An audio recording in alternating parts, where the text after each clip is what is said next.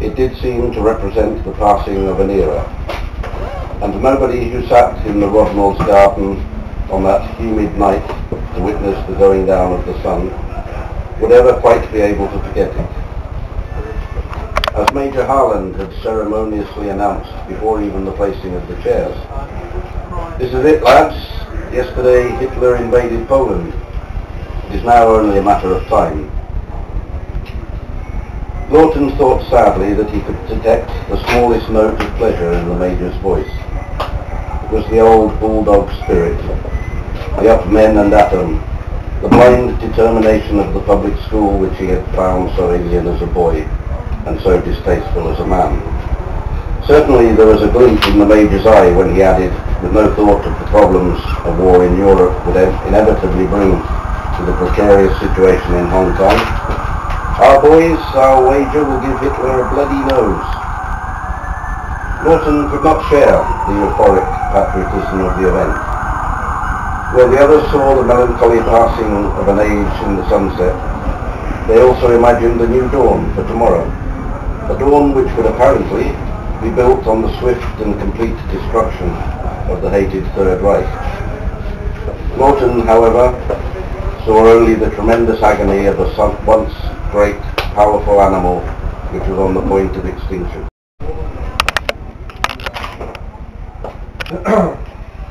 In the morning, Jack, Don, Jonesy and Becker were awakened by Beep Coleman long before first light would break. In the pitch dark of the tropical night, they made their way to the canteen for a cup of java they could have done without and continued on to the flight line. Crew chiefs were already out, making sure the Corsairs were completely up to their task. One by one, the engines bellowed to life, producing the gut-wrenching roar which only pilots and crewmen are permitted to like. The four Corsairs were joined by the twin engines of the Catalina, which the congressman had clambered aboard after profusely thanking Commander Wade for the opportunity to visit this outpost of American military might.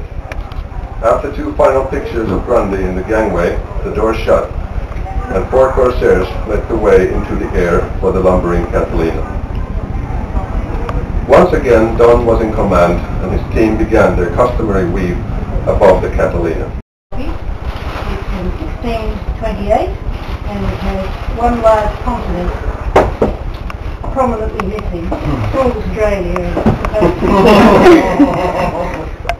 And this, in fact, is what the ship bumped into and what the story is about. So, on that note, let me take you to Amsterdam in January of 1632. The traveller brought a gust of winter in through the door with him, a howl of wind, a swirl of snow. He shrugs his shoulders and stamps his feet on the stone floor, grateful to be inside. A busy room, thick with smoke and heavy with the scent of tobacco and beer. A fire crackled in the hearth beyond the crowded bench tables where voices buzzed in conversation. In a corner, a whore flashed her wares to a couple of drunken sailors. A barmaid carrying a tray of onion jars pushed begging drinkers. "Welcome, sir. A room, a woman, or just schnapps and beer?" Just about to get involved in a kidnap attempt at a castle in Switzerland. He's just broken his way into the castle, the ground floor level, Hargrave Inn, and we join him just as he entered into what appears to be a large kitchen. As I walked slowly, brandishing the pistol in front of me, I noticed that various pots and pans were boiling away, and a board lay on the work surface with a large chopped cabbage upon it. Small pieces of potato sat diced to the side. They had not yet turned brown despite being out of water. Several things happened as the implications of that observation hit home.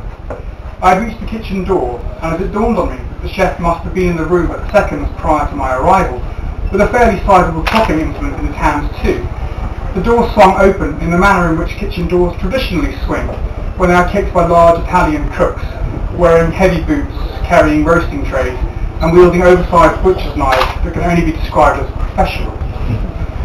There is a yelp of horror I am wont to make when circumstances get the better of me, and I am taken by surprise to my disadvantage.